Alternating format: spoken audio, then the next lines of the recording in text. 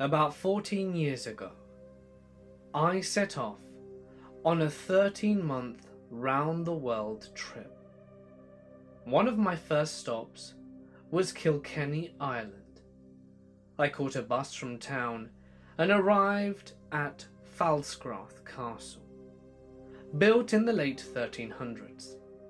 In 2004, it was a hostel that only cost €14 a night per bed. I had never spent the night in a castle before, much less for €14. I set my things on a bed and went outside to socialise with other tourists in the late afternoon. There were a couple of guys on the roof, and they yelled at us to join them for the sunset. I loved sunsets, so I started up the stone steps. First, a circular staircase, and then a very narrow last flight of stairs up to the roof. While I was climbing, I heard someone behind me, but when I got to the top of the stairs and turned around, there was no one. I found this a bit odd, but enjoyed the sunset anyway. After dinner time, the guests all cook in the kitchen, and then dine by candlelight. The castle caretaker then told us the story that the castle was haunted. One ghost makes the air feel cold, another female ghost smells like flowers, and the last ghost runs up and down the stairs. The hairs on my arms stood on end. Was I followed by a ghost? I didn't sleep much that night in the creepy old bunk bed. Unfortunately, a few years later the caretaker resigned, and Falscrath Castle closed its doors to backpackers in 2009. It's privately owned today. I stayed in a little B&B once, but it was a basement room. I had to be in by 10:30 p.m, as the tenants were a little off, and I went down early and said goodnight to the couple. As I reached the bottom step, I heard a click of a key in a lock. I went back up the stairs and checked the door. Yup, it was locked tight. I knocked quietly and softly, but no one replied, though I could hear movement and what sounded briefly like laughter. I then phoned the B&B in the hope that someone would answer me. And someone did. An answering machine. I felt so stupid and hung up. My prison for the night was a very basic and small room, with a sink, a cot, and a portable heater, from a place that time forgot, and lots of frames on the walls, but oddly no pictures. I went to bed, but not before I put a small obstacle course between my single corner bed and the steps. You can imagine the horror I felt sleeping there. I honestly felt like I was going to be butchered in the middle of the night. In the morning when I woke, the door was slightly ajar. I dressed and went up for breakfast, a little annoyed and profoundly creeped out. I felt like the trust had been violated, and that maybe my rights had been infringed. The food was already ready, so I ate it, and as no one was around, went to pay. The landlady was very nonchalant, and still a bit odd, and when I mentioned the door locking, without looking up she said it was house rules, and no one had complained before. She claimed it was for safety, as I might be a serial killer, or worse. What's worse? I tactfully asked what would happen if a fire broke out, and she said there were people for that, presuming she meant firemen who'd rescue me. On a full tummy and on my way out, I realised I had to take up the issue online and left a review. At the time I didn't freak out, but thinking about it, much later, I really worried about being locked in a basement without any way out. Just a sealed door with a key, controlled by a couple of oddballs. Maybe they were harmless, but if that door hadn't opened in the morning, or the ancient heater caught fire, who knows? My girlfriend and I live in the Detroit area. We had tickets to the show and decided to book a hotel downtown for the night. Once we finished the show and our night on the town, we went to bed at our hotel. We woke up at around 10 a.m. next morning and headed down for breakfast, which I thought ended at 10:30. On our way down, we passed the cleaning lady for our floor, and I asked her for checkout time and if it was okay if it were past 11 a.m. when we left. She was super nice and told us not to sweat it. She then asked our room number, and naively, I told it to her. When we get downstairs, breakfast had ended at 10, so we turned right back around to go back to our room. Once we reached the door of our room, the cleaning lady came flying out of it and scared us as we were trying to get in. Turned out, she heard us coming and we interrupted her from stealing my girlfriend's money. Her purse was open with the wallet pulled out. She also had her work laptop and phone in the room. If it had played out any differently time-wise, it would have been a much shittier day. My girlfriend didn't lose anything, other than a bit of faith in humanity. Fortunately, she has a lot of that. I was in Greece, and stayed in a hotel that had a hole in the floor, covered with a piece of board that wasn't secure.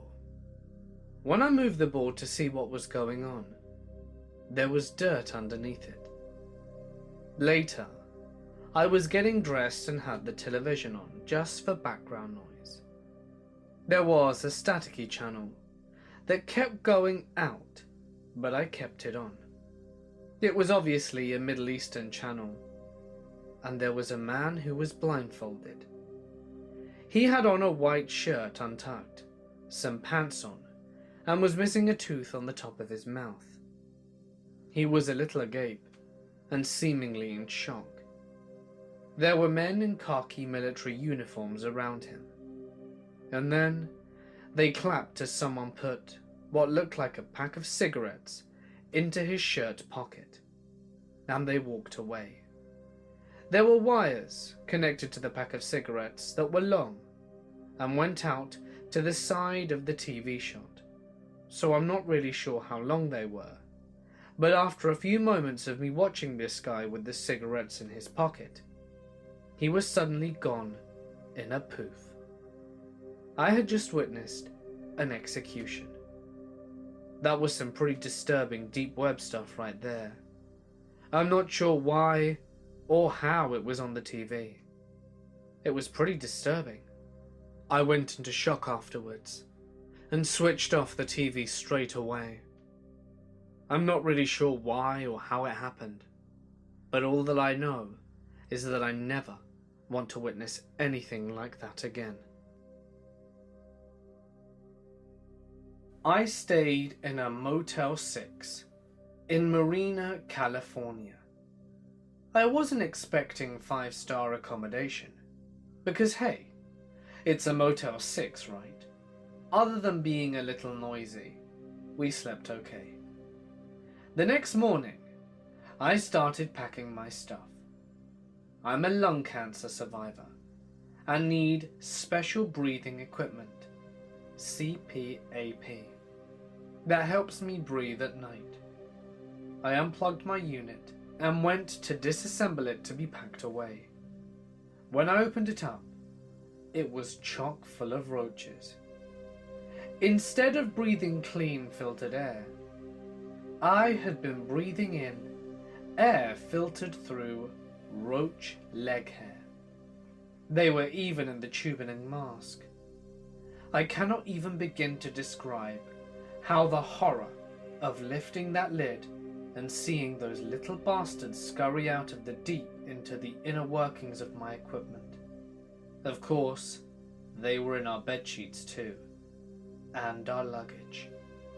We emptied every single article from our luggage, killed the roaches as they were hiding in the liner, and then carefully shook everything out and repacked. The CPAP unit was bagged tightly, because I knew there were roaches inside and I didn't want to bring them home. I complained to the manager, who assured me that there were no roaches in the room. She was simultaneously sympathetic and unhelpful as hell. After 3 months of back and forth with Motel 6 corporate offices in Texas, I was refunded for the 2 nights I had stayed there, which is doubtably horrifying when I realized I had been sucking on roach fumes for not 1 but 2 nights. It gets worse though. My medical equipment was ruined. Phone calls to various repair shops around the country got the same result. We can't or we won't fix it. We don't even want it in the building for fear that our inventory will be infested. Insurance wouldn't pay to replace it, because hey, they bought the first one, so tough shit, right? As a result, I was out of pocket for several $100s to replace vital equipment that kept me alive at night, because Motel 6 couldn't keep their premises clean. It would end up costing me nearly $900 for a 2-night stay in a crappy roach motel. For that kind of money, I could have stayed at the Cypress Hotel in Carmel and had money left over for dinner. Moral of the story, it isn't always best to travel on a budget, especially in Motel 6. Be wary. Hygiene is very important. When I was in year 10, all of the GCSE history students went on a school trip to Belgium to look at World War I battlefields and stuff. On the first leg of the trip, we all stayed in a fairly budget chain hotel. But on the second, we stayed in this independent place in the center of whatever town we were staying in. We all got up to the lobby, and it looked like a pretty standard hotel. The decor was a little bit dated, but it seemed clean and stuff. They even had a fancy dining room, and electronic fobs in place of keys. Our history teacher was handing out a fob to each of the group, as we were staying in rooms with 4 people. And then, when he got to my group, he handed us an honest-to-God old-fashioned key. "Looks like you guys have the creepy room," he said, with a banterous gleam in his eye. And those few words managed to convince the 4 of us, included one very shy and sheltered, young for her age girl who got anxious at everything, that we were about to be the stars of the Belgian version of The Shining. The second creepy thing about this room, following the key situation, was that it was situated on the very top floor of the hotel. And it was in fact the only room on this floor, and was situated 2 flights of stairs above everyone else. The third creepy thing was that it was not actually a room at all, but a suite with 2 bedrooms and a bathroom, all situated along a narrow corridor, and it was very poorly lit. The fourth creepy thing is that one of us actually ended up being reduced to tears of anxiety, and that was in the room that we could all access, as there were a number of locked doors on the other side of the hall. On the first night, we heard voices behind one of them. They sounded angry. We were confused. This was the only room up here. We weren't sure where the door led to, but we knew that we didn't want to find out. Now, the creepy sounds of the people talking I could put up with, but my other friend found it extremely challenging to do so. She was in the bed next to me and was having a very rough time sleeping. At some point in the middle of the night, I found her standing over my bed, tugging at my bed sheets. She called out to me and wanted me to go with her because she couldn't sleep until she knew for sure that no one else was in our room. I was a bit groggy, and, in truth, quite reluctant to get up, as I was fine as I hadn't heard anything.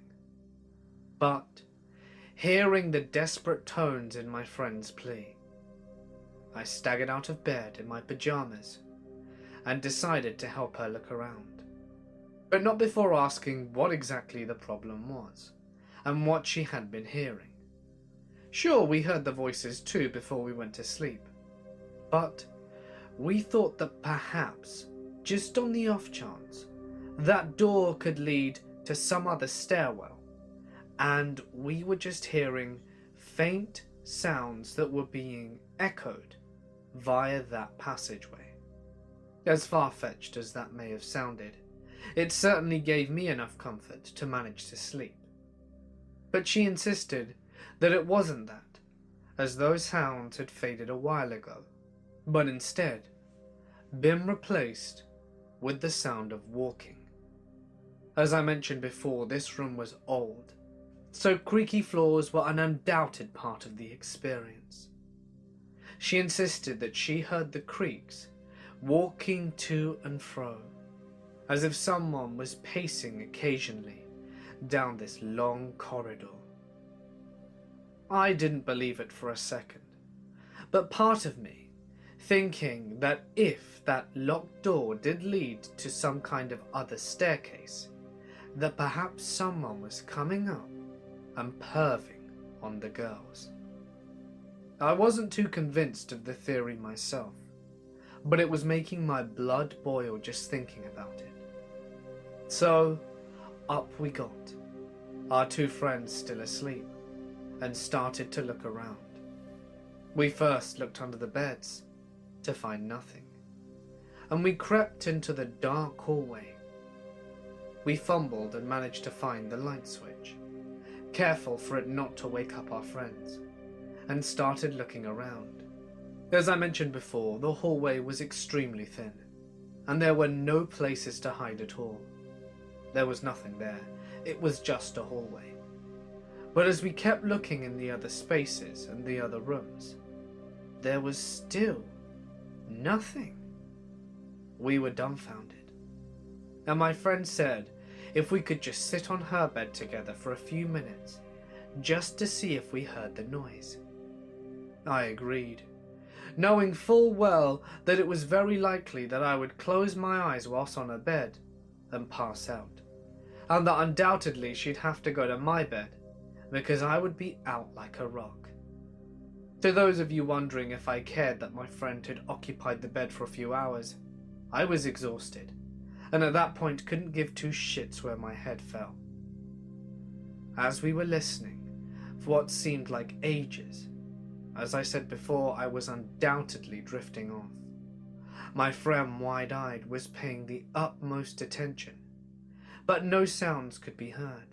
As always, it was during one of the moments where I swore I was about to pass out that we heard a very distinct creak in the hallway.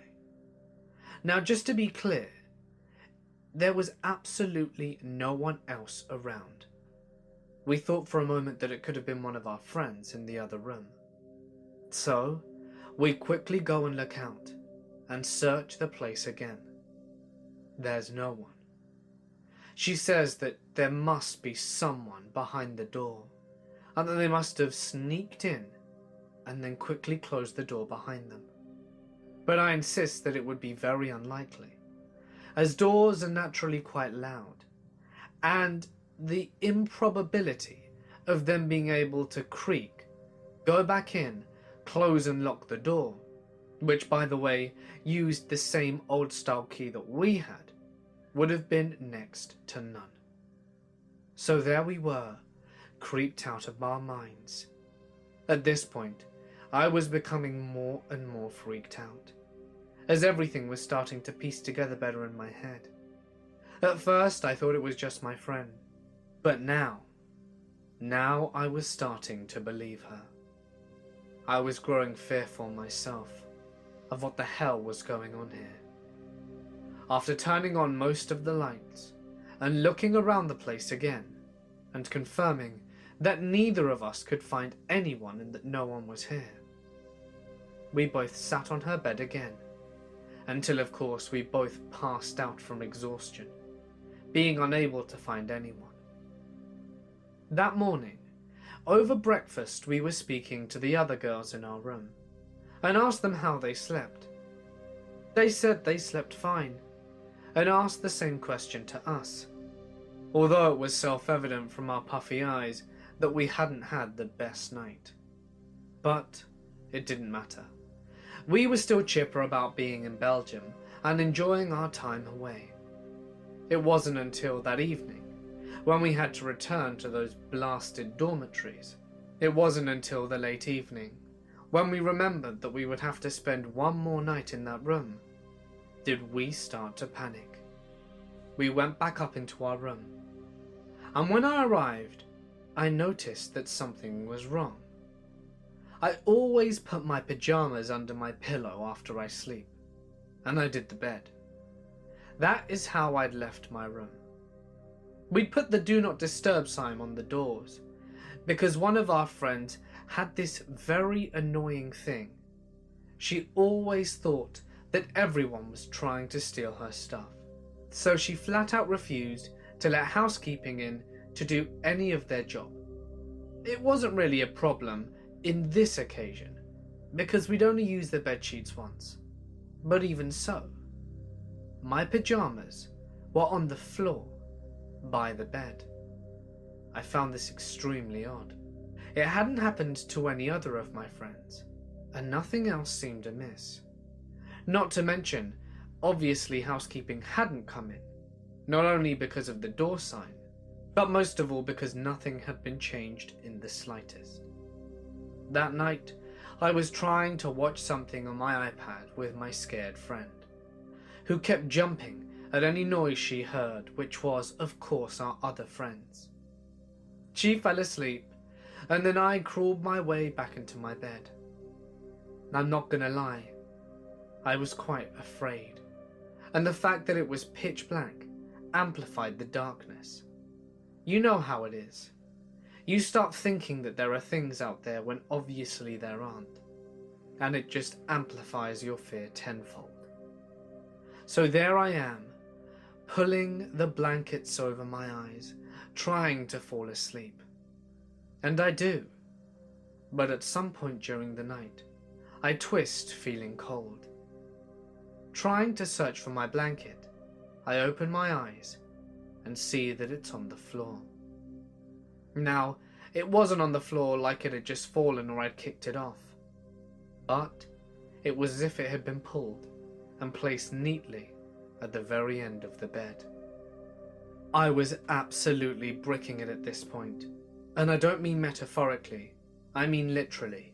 The fear had caused everything to suddenly want to release, so I ran to the bathroom, and there as I was doing my business, because the bathroom door wasn't all that good, and I was there just doing my business as quickly as I could, scared out of my mind, when I heard something strange.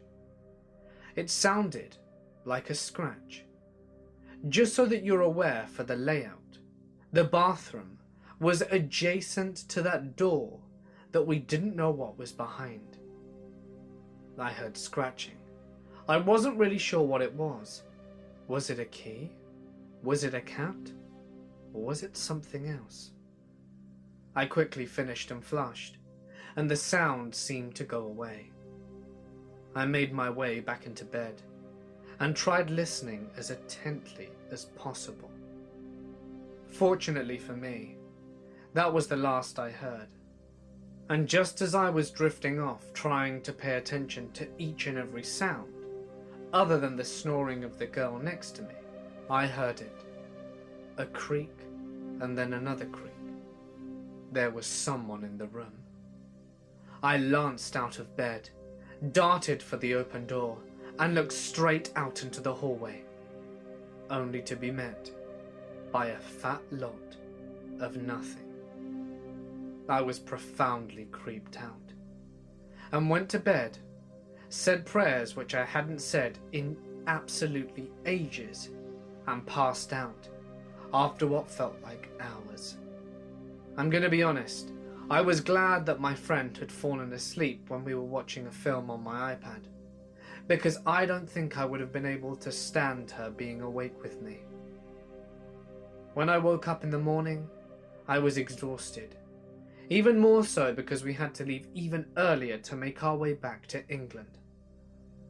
Just before I left, I was doing some final checks of my luggage to make sure I had everything. I was taking all my things out the bathroom when curiosity struck. When we arrived, we tried opening that door that was locked, and of course it was locked, but something inside me was niggling, and I needed to know. I went and I approached that door. I put my hand down to the handle and pulled, and it swinged open. Where I thought there were stairs, there was nothing but a little cupboard that was absolutely empty. I was profoundly freaked out by that. I had no rational explanation for what I heard. Big, heavy creaks in the middle of the night. The door now being suddenly unlocked. It was too much for me, and I was so glad to be out of that place. I never told my friend what happened to me the night after, because I didn't want to frighten her, and didn't want to bring it up anymore because she was a fraidy cat in general, and I really didn't want any of this escalating beyond me. All that I have to say is that I'm glad we didn't stay another night in that hotel in Belgium. If we would have had to, I swear, I would have asked one of my teachers to swap with me, because there's no way I could have gone through that again. I went to Birmingham one night and stayed in a cheap £55 a night room that had no windows. At about 2 a.m, I woke up to someone knocking on my door claiming to be hotel staff. I stayed silent in bed as they said, "Excuse me, are you okay? We heard you screaming and wanted to check on you." I ignored them and went back to sleep. At 5 a.m, the same guy, and this time a lady, started banging on my door telling me to open up, as I phoned them for help. I didn't. I stayed in bed. When I got up in the morning to check out, I inquired at the desk about why they had tried knocking on my door. It was 2 men at the desk, and they said that they had been on duty all night, and no one had sent anyone to my room during the night. I will never stay at that hotel again. I was staying in a little hotel in Brisbane, Arizona. It is practically a ghost town. The hotel had a pretty grand entryway with a marble staircase, and there is a chip in the staircase that they claim came from Pancho Villa, riding his horse through the hotel back in the day. Anyway, one night while I was there, I woke up very early at about 4 a.m, and for some reason, I heard the faint sound of a piano, so decided to investigate, because I didn't remember a piano in the lobby of this place. I went downstairs to the lobby and couldn't hear anyone, so I wandered back up the stairs to my floor and followed the sound down a dark hallway, and it got louder as I got closer to the end. So I knew I was on the right track. At the end of the hallway, there was a door that I put up to my ear, and I could hear the piano coming from behind the door. It wouldn't have been that creepy had the door not been padlocked shut. I am a 22-year-old female from Greymouth, New Zealand. I consider myself quite well travelled. Once I left my boring old town back home, I decided to travel the world, get jobs here and there, and see and do as much as I could, given the visas that I could get, of course. There is one occasion where I found myself absolutely horrified, when I was staying in a small hotel in Spain. Now, I didn't speak Spanish at the time, but most people at the hotel fortunately spoke English, much to my delight. Now, it was my first time in Spain, and I had decided to go stay in the south, as that's where the good weather allegedly was. I was staying in this small hotel in Malaga.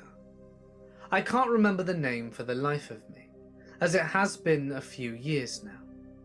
But on to the story. After arriving there, I was a bit disappointed. Even though I had booked budget, and for one, I wasn't expecting what I got. It was pretty shoddy to say the least. But then again, for €30 a night, who was I to complain? The room itself was simply ordinary. I had a decent-sized bed, a working shower, and pretty much everything I would need for my week-long stay. However, there was one thing that was really bugging me. My reading light on the lamp next to my bed was faulty. It worked half the time, but it would turn off, and you'd have to jiggle around the lamp bulb itself in order to get it to work. I'm not really sure how. I assumed the bulb was fine, but it was loose wiring within the lamp. For the first few days, I let it slide. Now, I don't know about other girls, but I have a habit. I tend to roll my dirty used underwear and socks into a kind of ball, and keep them in a bag. That way, when I get back home, I can do a big wash and everything is quite organized.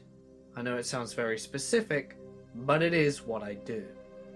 So after 3 days, that's what I had been doing. When I get home that evening and go to put away my used clothes and underwear for the day and to put on fresh ones after my shower, I noticed that I only had one little bundle and that 2 of them were missing. I found this odd. Where the hell did my underwear go? I was putting them in my bag, so didn't really know why they'd been moved. Had I done it? I started looking around the small room and found nothing.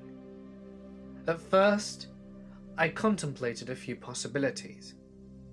Perhaps when they came in to clean the room, maybe they cleaned it for me and would give it back? Or perhaps they thought it was rubbish and threw it away. Either way, I wasn't overly concerned, so I left it at that. The very next day though, when I get back to my room, all the little bundles of underwear and socks are gone. This time I'm starting to feel quite creeped out. I'm unsure why or what's going on here. I wanted to call the front desk to ask, but I felt really embarrassed asking if someone's taken my underwear to try and clean it. So I decide to drop it. The next day I come back, but this time I'd left my underwear in a different place to see if it would still be gone. And it was. At this point, I was becoming disgusted and knew that something was up here. But at that time, I didn't have the balls to do anything about it. I was getting very concerned and didn't know what to do. I felt violated. Why was someone taking my things? My underwear, my dirty used underwear. It made me sick. So there I was, completely lost and alone, and repulsed beyond belief. I tried thinking of a plan. What could I do to try and catch this person? I didn't really know what to do. I only had a few days left, until I had to make my way back up north to Galicia, where I was teaching English to Spanish students, and where my temporary apartment was for the next few months. So, I was a bit lost. I couldn't exactly stay in the room and spy and wait to see what happened, hiding in the wardrobe, because that would be counterproductive, and against my interest of being able to explore a place I'd been so desperate to see for ages. So I decided to drop it. That same evening though, just when I went to turn on the reading light, the lamp didn't work. This pissed me off big time. Not only had my clothes been stolen, and I feel like I was being violated, but now the goddamn lamp wouldn't turn on, so I couldn't read my book from bed? Well, at least I had the balls for this. I marched down to the front desk and asked the what appeared to be 14-year-old boy why exactly my lamp wasn't working. Bless him, I don't think he had anything to do with it. But in his broken English, I managed to explain that my lamp was broken. So he took me to the storage room. When I got down there, the boy looked to be about 14 years old. He wasn't really sure what I was saying, and I was trying to say it in English.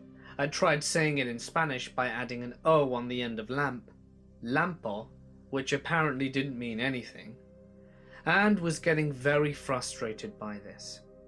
So he resorted to taking me into their little utility closet, where they kept all the toilet paper, light bulbs and such, in a hope that he would be able to assist me.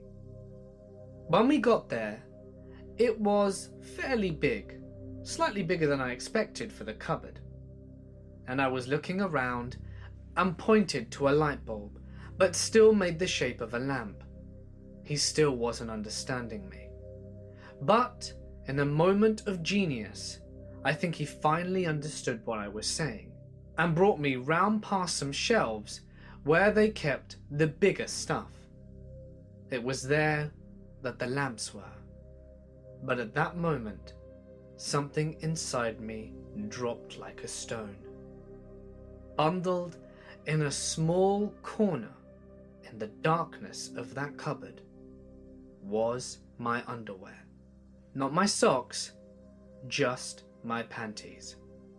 Someone, I don't know who, had taken the liberty to undo my disgusting little filth balls, get my underwear, and throw them into the corner of this little tiny room. Now, that grossed me out and creeped me out profoundly. Part of me wanted to demand a refund there and then and leave this goddamn place.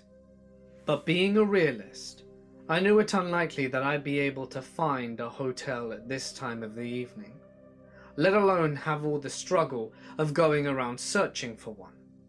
So I decided to play it cool. I knew where my stuff was, and I tried pointing to it and asked why someone had taken my stuff. The guy looked down and went red in the face, but I could see in his eyes that it wasn't him. I knew that he only worked very late in the evenings. So he and I were both confused. There was no way I was picking up my underwear now, and I left it there, completely disgusted. When I got back to the room with a new lamp and light bulb, I tried to think of what I could possibly do, but couldn't actually decide anything. I went to bed a lot later than usual, and woke up later and went down for breakfast. When I went back up to the lobby, I had a chat with the lady working there, and asked to go to the storage cupboard, that there was something of mine that had been taken, and I wanted to show her in order to get it back. She didn't really know what I was talking about, so together we went, and obviously it was gone. I was quite freaked out, and at least this woman spoke English, and I managed to explain to her that my panties had been taken consecutively and dumped in that room. Not only that, but they'd been extracted from the little sock ball. I was incredibly grossed out and furious. The lady obviously understood my anger and was very angry as well. She said that the person responsible would obviously have a lot to answer for and potentially be fired pending a review. With her on my side, I asked her what time she'd be leaving in order for me to probably speak to her either today or tomorrow at worst. We agreed that we would chat again tomorrow, as she left quite early during the day, and said that she would be doing inspections to all cleaning staff to check that they weren't taking things they weren't supposed to. As I was making my way back into my room, I noticed that the door was ajar, and as I went in, there was a woman of about 30 years old, quite tanned, looking through my bag. I snapped, and I asked what the hell she was doing. She obviously hadn't noticed me come into the room, and I actually saw her slightly jump into the air in fright. Obviously she didn't speak English, but she could understand from my tone of voice that I was incredibly pissed off. With my limited Spanish, I kept on saying malo, malo, meaning bad, bad. She was extremely frightened and ran out of the room. When I went to see if she was taking my passport or something, there it was, my fresh little bundle, out of my bag, on the floor. It was now obvious to me that she had been doing it. I don't even want to think about what sick purposes she had for collecting all my underwear, but I was incredibly grossed out. Of course, I went back to front desk, told the lady there, and described the one who I had literally just caught going through my things. I managed to sleep peacefully that night. But when I spoke to the lady at the front desk the next day, she said that she had been fired, and of course that she was very much grossed out by her actions. I felt glad that something had happened, but it still didn't stop me from feeling completely violated, and honestly was expecting some sort of compensation from the hotel. But when I tried asking the lady, she said that I had used their facilities, and even though that had gone on, that there was nothing she could do. Slightly disappointed and more angry than before, I had to accept my fate and left the very next day. But that isn't where the story ends. So, after being in Spain, I moved around Europe for a bit and met up with a guy who I got to know really well, and we ended up starting a pretty good solid relationship together. He was from Australia, and both of us were going to have to go back home around about the same time. As he was going home before me, he told me that he wanted to go to Spain. Me, having lived there for a few months, could testify that it was a beautiful place, and he said he really wanted to see Malaga. I started to tingle at that point. I really didn't want to go back, but I really liked this guy, so I agreed. When we were looking through hotels, as it was very last minute, a lot of them were becoming very expensive, as their occupancies were quite full. Lo and behold, still one of the cheapest hotels in the area was the one I had previously stayed at.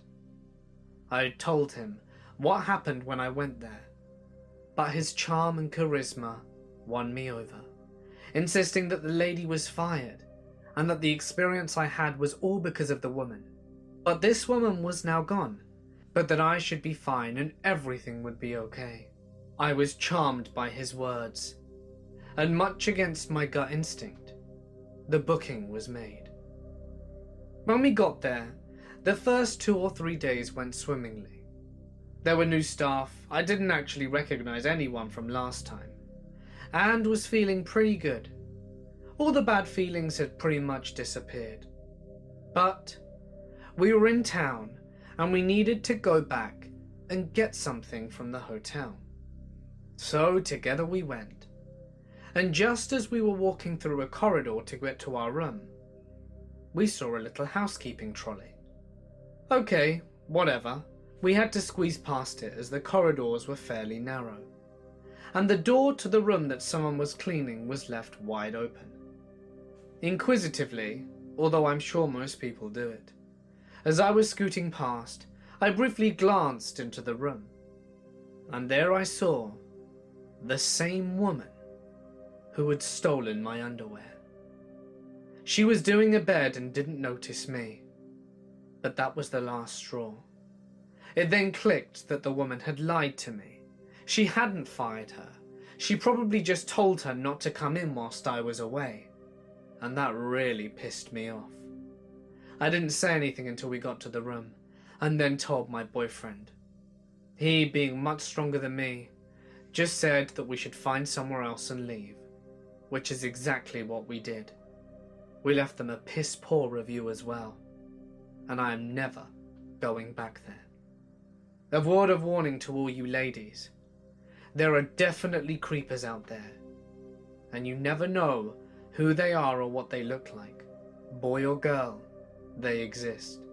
I'm gonna be honest, I was quite surprised it was a woman. But there you have it. While attending college, I went on a road trip with a good friend of mine to watch a sports team in a big game being played in Florida. We were hurtling down the Florida Turnpike at 80 miles an hour at 2 in the morning. I had a CB radio in my truck at the time and turned it to channel 19.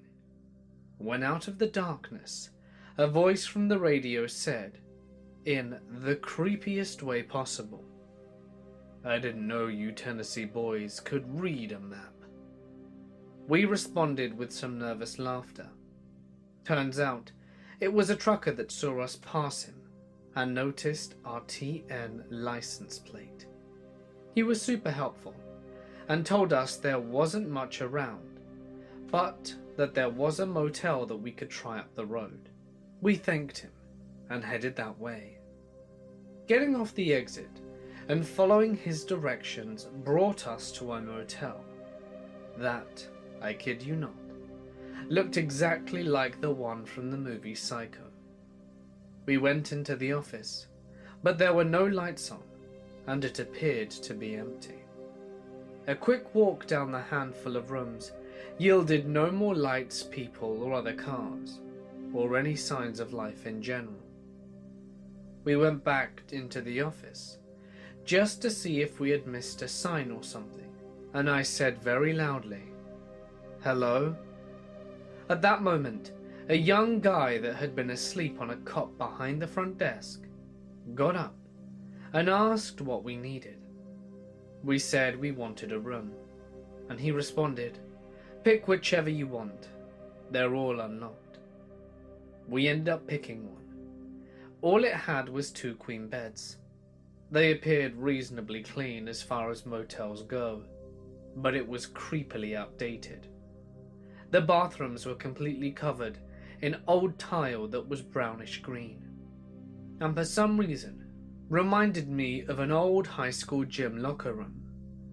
We took turns showering and tried to get a bit of rest, which ended up in us laying down on top of the comforters on the bed, since that seemed like the most hygienic thing we could do. We napped on and off for about an hour. Realizing that we weren't going to get any rest, we went back to speak to the guy in the office. After waking him up and telling him that after our showers we would rather just head back out, we asked how much we owed him. "Dunno," he responded. "How about $10? We paid the man and left. It was the weirdest lodging experience I've ever experienced, and honestly, that place was darn right creepy. We had such a bad feeling the whole time that we thought getting out of there would be the best thing to do.